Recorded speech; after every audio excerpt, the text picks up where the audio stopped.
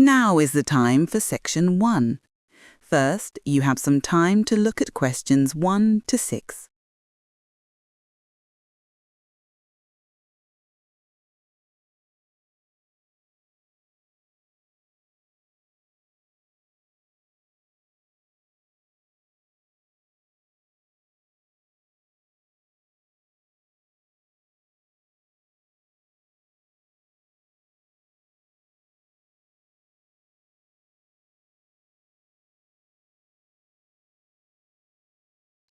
Now listen carefully and answer questions 1 to 6.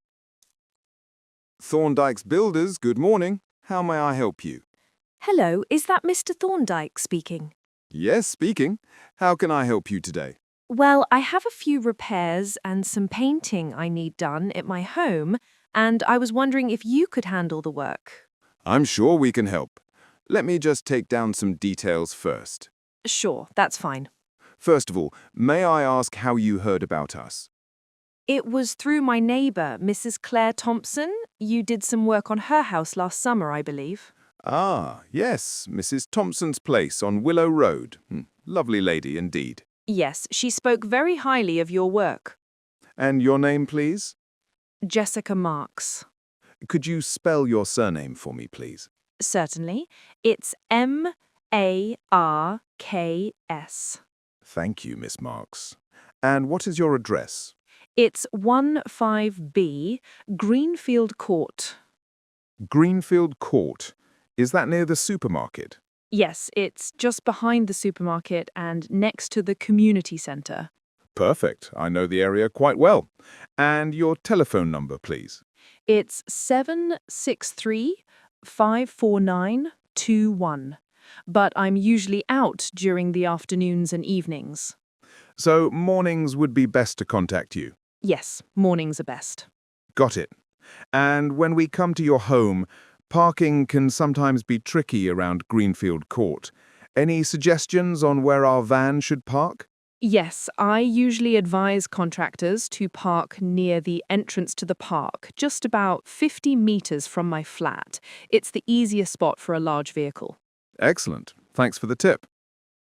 Before we continue, you have some time to look at questions 7 to 10.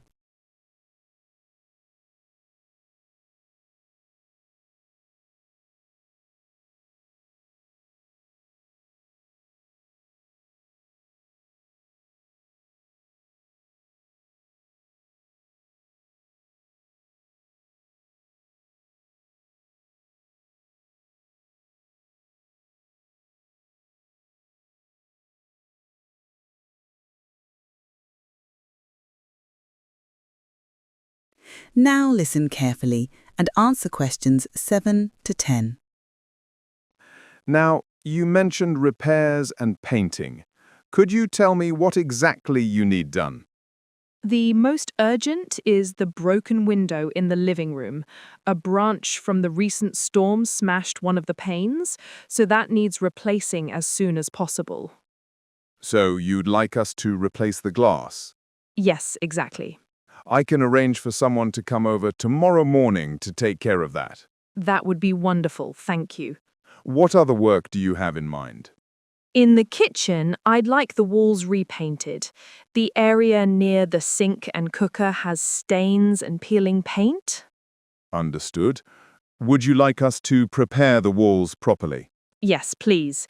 I understand that means stripping the old paint and plaster before repainting. Exactly. Usually that preparation work should be done about a week before the painting to allow the plaster to dry fully. That's fine.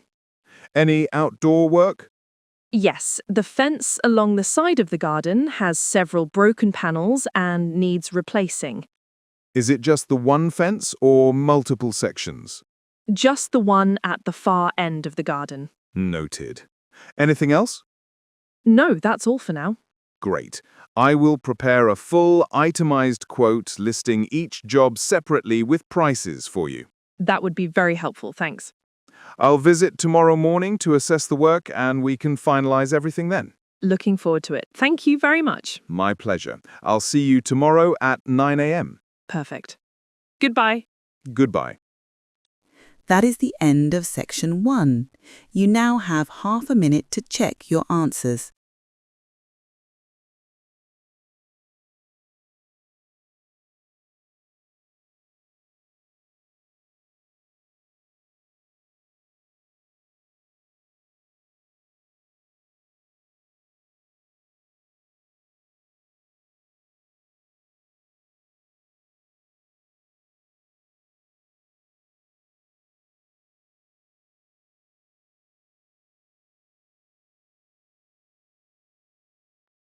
Now is the time for section 2. First, you have some time to look at questions 11 to 15.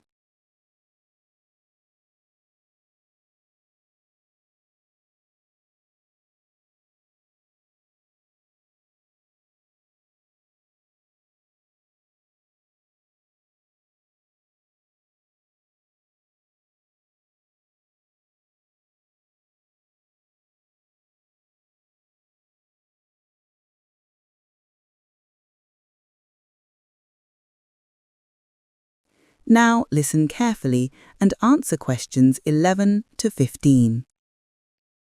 Welcome to Bramwell Ironworks Heritage Centre, where over 8 centuries of industrial history have been lovingly preserved. Situated beside the gentle bends of the River Lune, Bramwell prospered because it was the furthest point upstream that deep-hull barges could navigate. That meant heavy loads of ironstone and coal could be transferred here from the mines and collieries further north to ships heading out to sea, more than 20 miles downstream. Evidence suggests a small forge existed on this site nearly 800 years ago, but Bramwell only really took off during the Industrial Revolution, when demand for iron rails, machinery parts, and ship components skyrocketed. By the early 19th century, a network of tramways carried raw ore and fuel into enormous furnaces that glowed through the night. At its peak, Bramwell Ironworks employed over 3,000 men and women, and the site of the blazing furnaces was visible for miles. Originally, the ore was smelted in the same valley where it was dug out of the hillside, but by the mid-1800s, the local wood and coal supplies were nearly exhausted. It became essential to transport raw ironstone in barges downriver to larger coal-rich industrial areas, then bring back the coal for Bramwell's own furnaces. This two-way traffic kept the barges busy around the clock. Unfortunately, the 20th century saw the gradual closure of the furnaces. Cheaper imports, new steel-making methods elsewhere, and the exhaustion of local ore veins meant that by the 1950s, Bramwell Ironworks had fallen silent. Thousands of workers moved away, seeking employment in the growing automotive and shipbuilding industries. The great brick buildings and tall chimneys remained as silent reminders of a bustling past. In 1978, a local charity, the Bramwell Heritage Trust, was formed with the aim of conserving the site's historic structures. Volunteers cleared the overgrown tramways, catalogued equipment left in the workshops, and raised funds to stabilize the old blast furnaces. Since then, professional archaeologists and engineers have worked alongside volunteers to meticulously restore the cast iron water wheels, reconstruct the tramway tunnels, and preserve the furnace stacks. Today, Bramwell Ironworks stands as a unique, open-air museum of industrial heritage. Before we continue, you have some time to look at questions 16 to 20.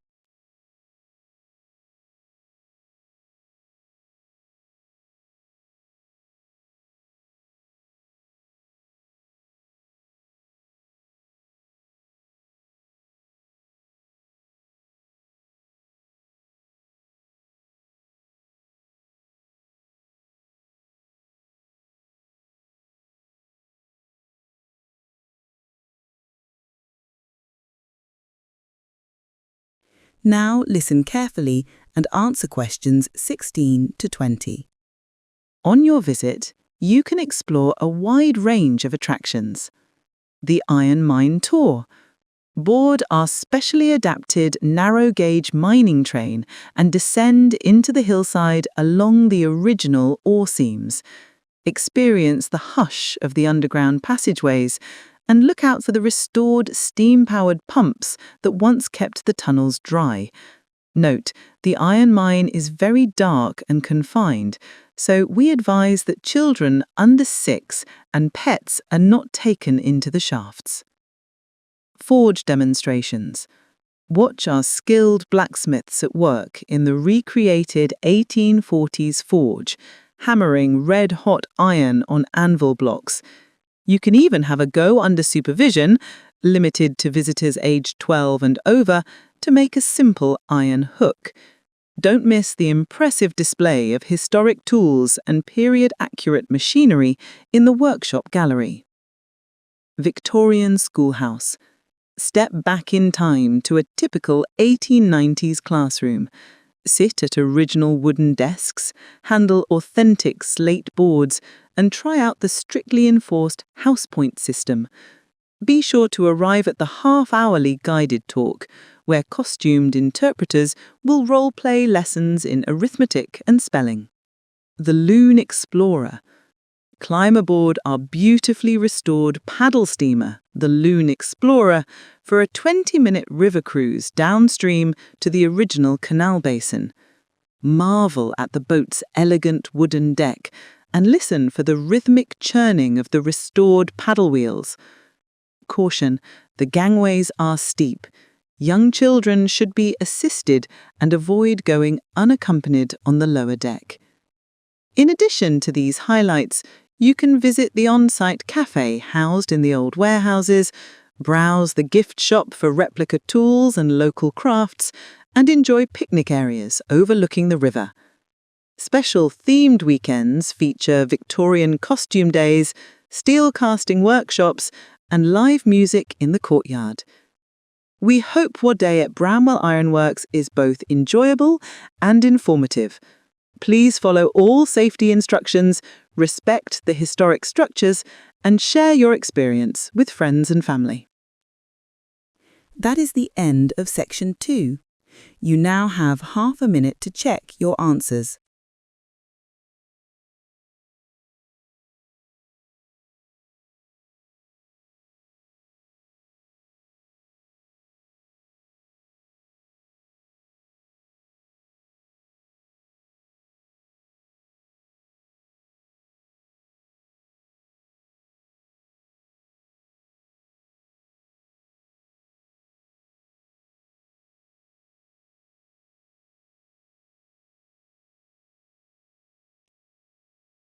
Now is the time for Section 3.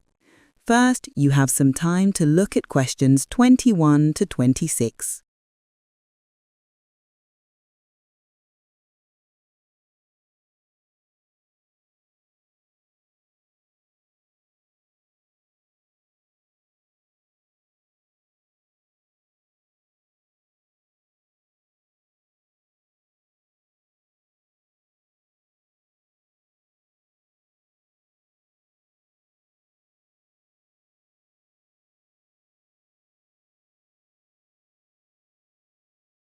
Now listen carefully and answer questions 21 to 26. Hey Priya, have you started thinking about the group project for our business studies class? Hi, Mark. Yes, a little bit. I was going through the project brief last night. I think we should go for something practical, something that involves real-world research instead of just sticking to textbook theories. What do you think about studying a local business? That's exactly what I was thinking. A case study approach would be more engaging. I feel like we'd learn more by applying the theories we've studied to a real situation, maybe a small cafe or a retail store. A cafe sounds perfect. I recently visited the Green Cup, the one near the east gate of campus. It's run by students and is all about sustainability. They serve ethically sourced coffee, use biodegradable cups, and even compost their food waste. Oh, yes, I've heard of them. They were mentioned during orientation week.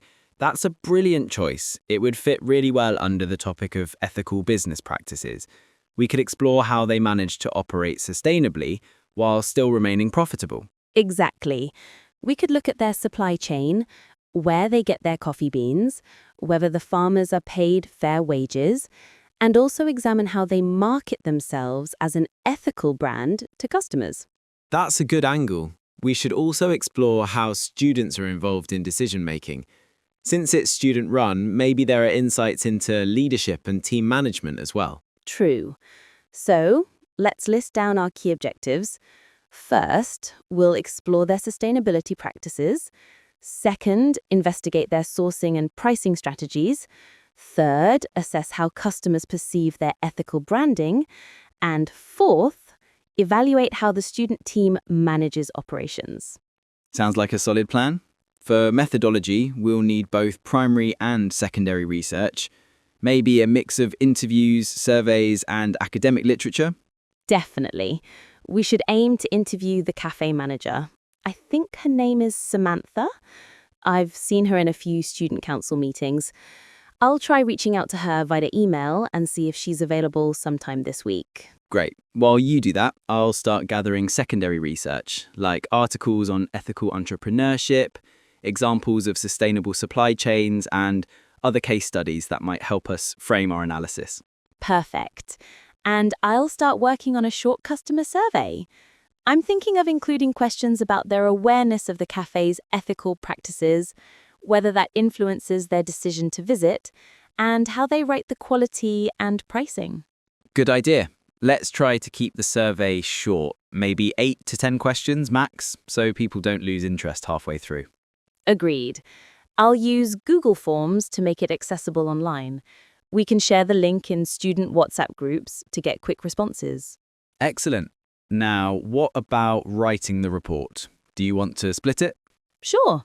Maybe you could do the introduction and the literature review, since you'll be handling most of the academic research.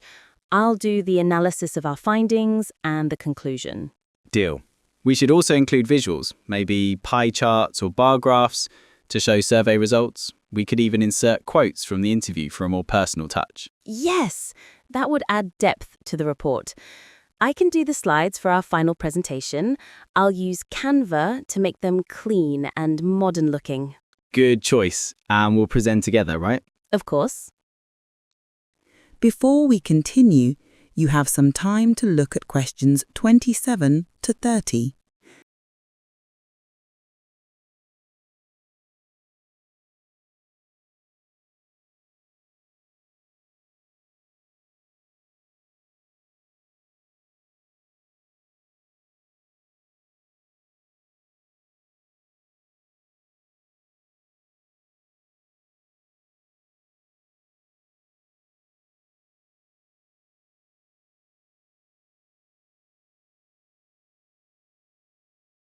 Now listen carefully and answer questions 27 to 30. Equals speaking time. We should rehearse at least twice to make sure we stay within the time limit. Agreed. Oh, and don't forget, we need to use the Harvard referencing style for the report. Yes, I've already set up EndNote for that. It'll help us manage citations easily. Just make sure to send me all the sources you use. Will do. Let's also make a shared checklist to keep track of tasks and deadlines. I'll add it to the shared Google Drive folder I just created. Perfect. Let's plan our timeline. So, interviews and surveys should be done by next Monday. Then we analyze the data and start drafting the report by Tuesday. Right, let's finish the full draft by Friday so we can send it to Dr. Evans for feedback. She did say she'd only review drafts submitted at least 3 days before the deadline. We submit the final report next Wednesday, right? Correct. So if we send it on Friday, we might get her comments back by Monday or Tuesday. Okay, so here's the full timeline. Wednesday, contact Samantha and finalize the survey. Monday, complete data collection. Tuesday, analyze results. Wednesday through Friday, write and revise report. Friday, send draft to Dr. Evans. Monday or Tuesday, final edits. Wednesday, submit and present. Sounds like a plan. Also, I'll take care of creating a graph using Excel. Once we collect the survey results, I'll organize them by response category and convert them into a pie chart. And I'll transcribe the manager's interview so we can pick key quotes for the report and presentation. We can highlight something powerful, she says, maybe about the challenges of being ethical in a competitive market. Brilliant. I really like how we're dividing the work. Hopefully, we'll also learn something valuable beyond just getting a good grade. Absolutely. It'll also be a nice addition to our resumes, a real research project involving stakeholder interviews and survey analysis. Yes, let's also keep a reflection journal. It might be useful later if we apply for internships or want to explain this project in interviews. I love that idea. Let's make a shared document where we jot down what we're learning along the way. Awesome. I'll upload all the templates and survey drafts today. Let's check in again tomorrow to see how things are progressing. Deal! Great teamwork, Mark. I think we're going to do really well on this. That is the end of section 3. You now have half a minute to check your answers.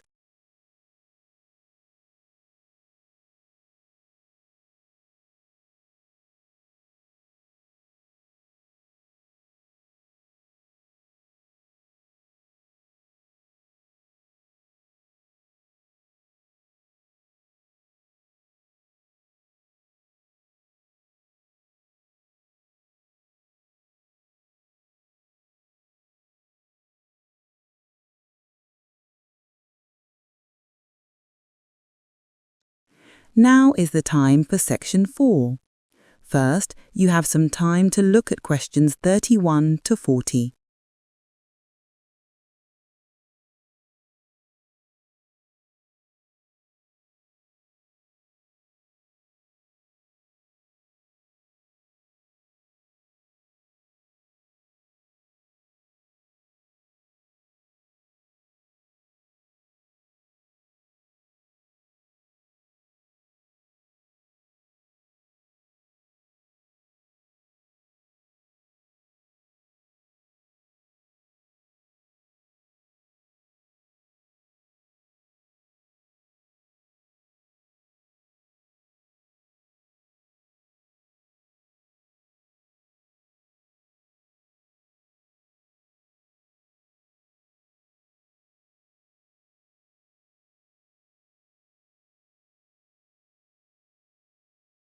Now listen carefully and answer questions 31 to 40. Today we're going to explore a fascinating area of psychology, decision-making. We make decisions constantly, from minor daily choices like what to eat for lunch to major life-changing ones such as which career to pursue. But what really influences how we make these decisions? Is it logic, emotion, habit? In today's lecture, we'll examine how human decisions are often far more complex and irrational than we like to believe. Let's start with the idea of rational choice theory. According to this theory, people make decisions by carefully weighing the pros and cons of each option and then selecting the one that maximizes their benefits. In theory, this approach makes perfect sense. If you're choosing between two job offers, for example, you might list out salaries, benefits, location, growth potential, and then select the better one on paper. But in practice, we rarely make decisions this logically. Psychologists have shown that our brains use shortcuts, called heuristics, to make decisions more quickly. These are mental rules of thumb that help us cope with the vast amount of information we face each day. One common heuristic is the availability heuristic, where people judge the probability of something based on how easily examples come to mind. For instance, after hearing news reports of aeroplane crashes, some people become afraid of flying, even though statistically, flying is much safer than driving. Another key factor in decision-making is emotion. Antonio Damasio, a renowned neuroscientist, discovered that people who have damage to the emotional parts of their brain struggle to make even simple decisions, like what to eat for dinner. This suggests that emotions aren't a distraction, they are actually a vital part of rational decision-making. Let's move on to framing, a concept from behavioral economics that shows how the way information is presented can influence our choices. If a medical treatment is said to have a 90% survival rate, people are more likely to choose it than if they are told it has a 10% death rate, even though both mean the same thing. Marketers and politicians often use framing to persuade people. Now, there's something called loss aversion. Research shows that people tend to prefer avoiding losses rather than acquiring gains. In one study, participants were more upset about losing $50 than they were happy about gaining the same amount. This helps explain why people hold on to losing investments for too long. They don't want to admit a loss. Another major influence on decision-making is social pressure. We are deeply influenced by what others think, even if we don't realize it. One famous experiment by Solomon Asch in the 1950s demonstrated this. Participants were asked to match line lengths in a group. When everyone in the group gave a clearly wrong answer, many participants conformed and gave the same incorrect response just to fit in. Social proof, the idea that if others are doing something, it must be right, also plays a role. This is why companies display reviews and star ratings. People assume that if a product is popular, it must be good. Similarly, online trends and viral content gain momentum because of this herd behavior. Let's not forget about the paradox of choice. While it might seem that more options would make us happier, research shows the opposite can be true. Having too many choices can lead to decision paralysis and dissatisfaction. In one famous study, shoppers at a supermarket were more likely to buy jam when offered 6 varieties than when offered 24. Too many options made it harder to choose and led to regret after making a choice. Now, let's look at decision fatigue. This happens when we make too many decisions in a short time and our mental energy starts to run out. Studies have found that judges are more likely to deny parole later in the day than early in the morning, not necessarily because of the facts of the case, but because their mental energy is depleted. That's why some successful people like Steve Jobs or Barack Obama wear the same style of clothes every day to reduce the number of daily decisions they have to make. Finally, we must consider the effect of defaults. People tend to stick with the default option, even if alternatives may be better. Countries with an automatic organ donation system, where everyone is considered a donor unless they opt out, have significantly higher donation rates than those where people must opt in. The default setting takes advantage of our tendency to avoid effort or avoid making a choice at all. So, what does all this tell us? It suggests that our decisions are shaped not just by logic and reasoning, but by emotion, social context, mental shortcuts, and even how a choice is presented. Understanding these factors can help us make better decisions, whether we're choosing what to buy, how to invest, or what path to take in life. That is the end of section 4. You now have half a minute to check your answers.